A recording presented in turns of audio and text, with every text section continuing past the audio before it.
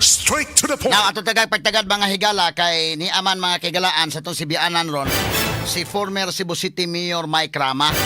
Timing ni aman siya karon, ni aman ni mahigala ni tungaman ni karong buntaga, akong pahimusta ni higayon na lang pod niya mapangutanan ako sa ining carbon market. Kay sa ilang panahon man to mga kigalaan nga ni sud og kontrata og public-private partnership, ha? Gusto naman nga ni aka karon, may buntag nimo Mayor Mike. Buntag, straight to the point. Good morning. Attorney Rupil Banyo, RMN. Ug sa tanang mga kaigalaan, labi na si Marisa, si Ken, Idol Boyke, og Army. In the meantime, apelo sab si Aida. Okay, nya kamusta ka? Moving forward, vibrant, and in God we trust. Okay, dili na to ang mga kuan, mga vendor sa carbon katong ni Supak ni ining plano ni ining maong pagmodernize sa carbon ang ila kuno kining ang management og doon sa mga pagsupak ani. Ni anhe, nya ako sang interview ang taga Megawide katong ilang subsidiary, ako sa interview, nya doon na po yung mga vendors nga uyon po sila sa kalambuan ako na interview. Now karon kining maong plano o kining pagsugod gyud pagsud iniron nga kontrata nga ang carbon mag PPP no public private partnership niya ang Megawide mao inyo na partner atulis yung panahon Mayor Mike no. I am not going to deny it's under the mayorship of the late Edgar Labella. So you were the vice And mayor I at the was time. the vice mayor. Okay. And then, of course, let's not be digging. Pues, lisod man patubago na to. Kaya namatay naman si Edgar Sad. Oo. Ang pinaka-importante, I did, ang kibaw ng taga-carbon, mga curative measures. Kaya I have, when I was seated as the presiding officer, I noticed really nga, the need, ninaog manggali ko sa ako ang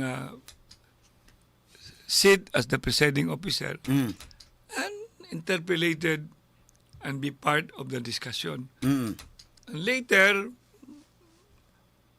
na voted upon despite yun sa nakuog kanabang sina kanang paninguha nga di lang ko magdali ani. I am very clear about it kay So what was your position at the time? of course kinalay estudyohan yung pag-ayo. But you were kay mianaog man ka as presiding I was officer asking so many questions. you joined in the discussion, no? Joined in the discussion. However, So what was your stand? You were against or no, pro? at that time, lingkuran tinig mag-ayo. Kay basahon tani. Wala ako ang stand. The next thing I do early the year after, the first thing that was being approved, I do not want to be kay mahog magudog kanabang it was a unanimous thing that occurred. No? Hindi sa ko kabutal kay presiding officer man ko. But I thought of a thing that I will do. That was the thing that I delivered a privilege speech. So what was the content of your privilege speech? Curative. Speech. Curative. Nga, katong mga ayaw hilabti ninyo ng ang muwa na adyang ayaw hilabti ng bato. Ikadua, ang trust yun ako, no vendor, traders, or whatnot, nga ma-left behind. Ikatulo, nga much as possible, things that has to be, wag kumo nga, istoryahon.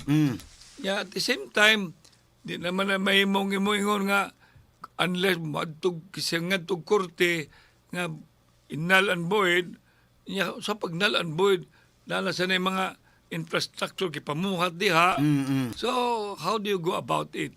There's always a balancing of interest. Now, another thing that I did, ako ginanggidatanan sila dito sa Rama Compound.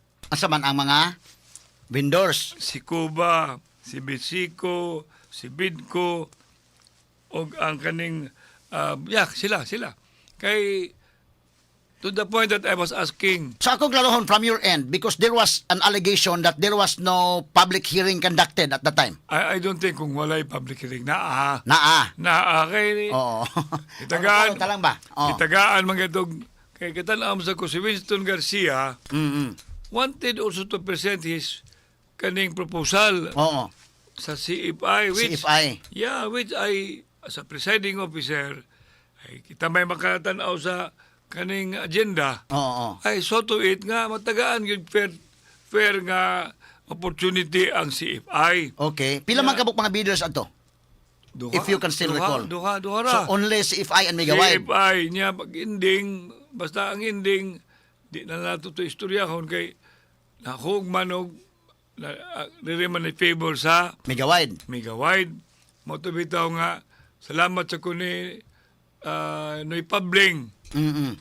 Salamat nga kasi na lang to kay patay na sa Sinoy Pabling. They were about to file a case. Ang CFI to Winston about what had happened nga nung naabot sa Megawide sad. So doon ay mga mysterious din ang pahitabuan ang abot sa Megawide.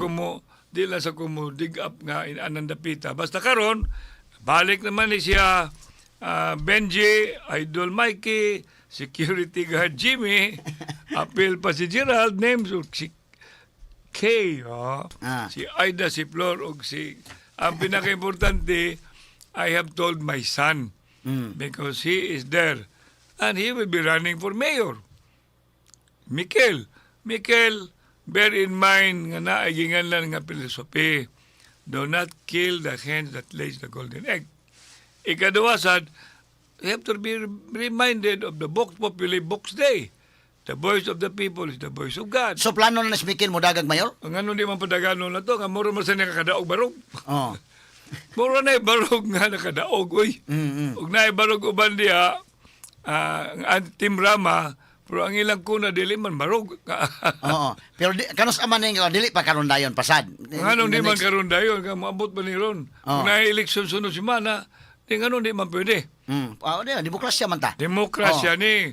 Muna nga, ang demokrasya will bring anyone, kabida ako na may sigig, mara ko broken record, na usang amigo sa nako dito sa lang station, pang lansar mo, kay sayang gini yung abilidad sa mga baba, you know, manabang manggata, let's all be available. Balik sa carbon. Di lang tampo kapil-apil na politika. Pero sige lang. Sa akong pag brought them all together, ha? Kanang grupo wagod, muta na rin ko, sa maning carbon, nindot bati, limpi hugaw, at that time ha, hugaw, humot baho, bako, hanay gubot, kung istorya pa, kanang, sa man di ay, so kini na may proposal, kaning modernization, sa may problema na to, kaysa may mo kontra sa modernization, wala mo kontra. Wala mo kontra, basta lang, which I also insisted. Dili ta mo sugot kung na modernization nga matag-iya na noon ang private entity.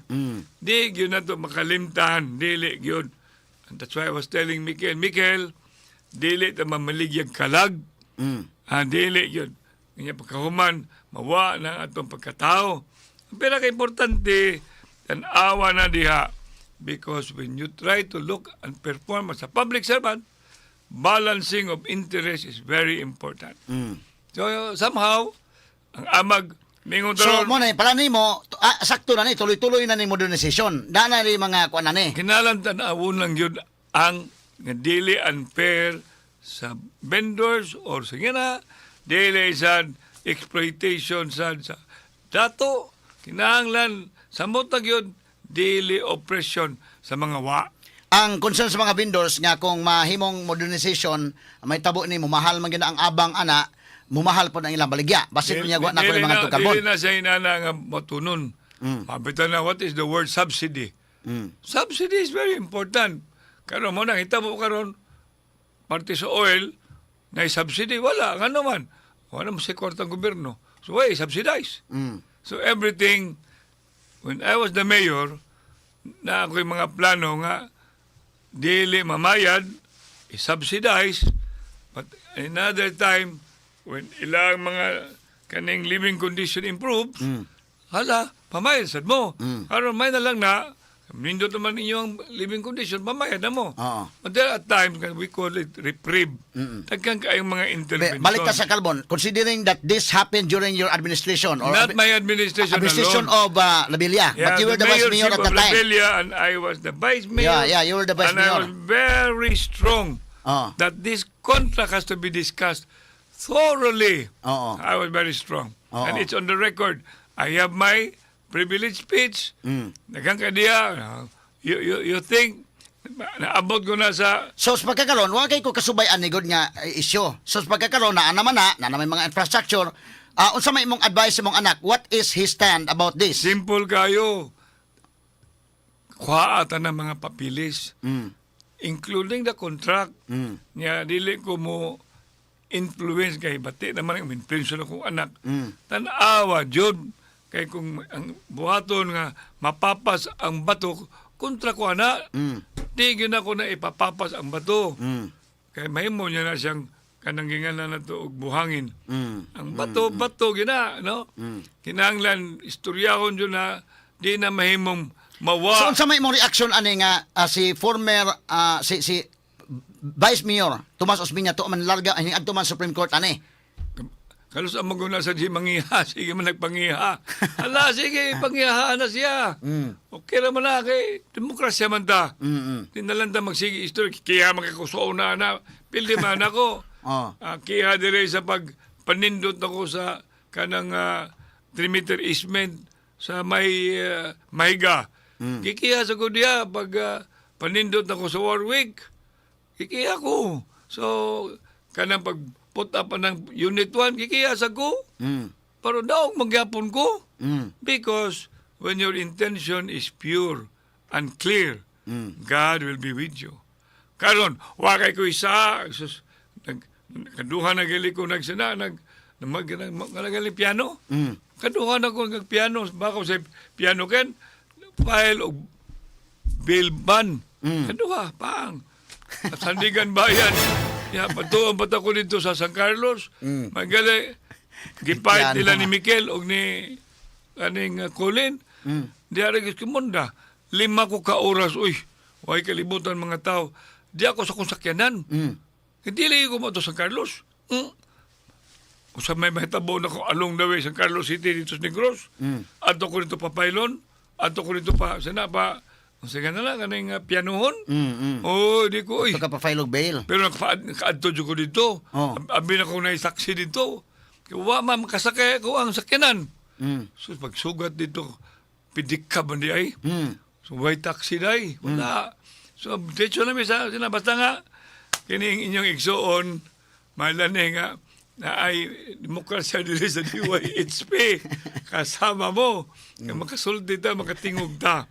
So ako lang yung pirming gisulti ni Mikel, ayaw yun kana bang i-intimidate ka, ayaw kadlok kay kapitan binuangan sila akong kahadlok sa Ginoo ra ug akong asawa. Matter what, we have to think about we don't live forever. We don't. But karon kanang iso sa carbon ayaw sa ninyo tang presyura ang akong anhak. Ayaw sad. Kaya kung gusto mo, paimbitar ako sa konseho, haron kwintas klaras, nas Tomas.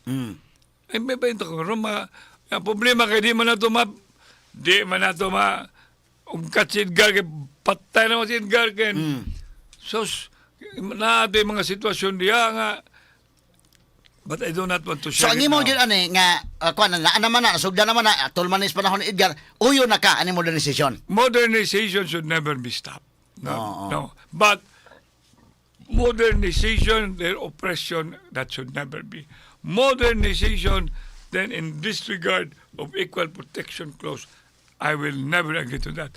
Modernization, then Dunay mga oppression. issues nga alkansi mo kunos bahin ang syudad ani. Di aligrahon, marumaginan siya. Aligrahon, marumaginan siya. Oo. Kung di maginan siya, uli sa puhunan. Ang pinaka-importante, kumuling kalakihan, magpa-intra ng kontrata. Pagkahuman, ipagguba na itong kontrata. Okay na ng guba. Kaya na may barangay guba. Pero ang problema, imo lang undang mo ng kontrata. Kinsa na lang mo sud. og kaning Kontrata, kontrata sa syudad. Oh. Nga tanawa ra gud kung kontra nimo ng CCLEC, ipaguba nimo ng CCLEC. Kanang BRT, paguba na nimo. Dili na pwede, oy.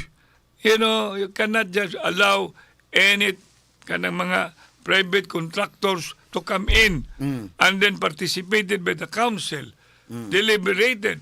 But if and when na ay mga problema, the taxpayers have been oppressed, then go to court and then let the judge na maginay mga there's always a ways and means nga the balancing of interest can be arrived at. Dili kay ang imo na yung kaugalingong interest para pagana nimo naraman na diya karon sa City Hall na ay evening, na ay first shift mayor, na ay night shift mayor. Oh, libo ka na.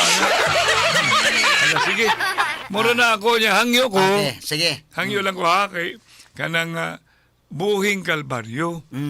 Palihog, 2 ka oras na inig ka Good Friday dito sa San Nicolas. 2 ka oras na penitential walk. May pag magkuyog talidog, lakaw tao, ngayo tagpasaylo. Muurong na every stations. Inigabot sa ilang General Eric, kaning reservist ni Mama Pining sa Espina, dito ang 30 minutes nga crucifixion. Nananamay noon may Jesus, sunod, 38 naman na, hala, pang-apply mo, aron 15, ipalangsang. Naamo ang hangyo, bangi, tawa na ba't Marisa? Tabangi niyo, ay sangya sa DYHP, mag-abot ta. Dito, wa tay lalis, kay magtanaw ta sa kasakit sa Ginoo, o sa katapusan, kana siya nga buhing Kalbaryo, simple kay hinumduman niyo. Si Jesus mag-antos, aron kita maluwas. Si Jesus namatay, haron kita mabuhi. Ang ngayon pag ang pastor dahil po na niya. Buhing Kalbaryo. Hanggang salamat. May buntag ka ninyong tanan. Salamat, DOHP. Okay, salamat. Ato mahigala si former Mayor Mike Rama, mga kahigalaan at gihatagag pagtagad.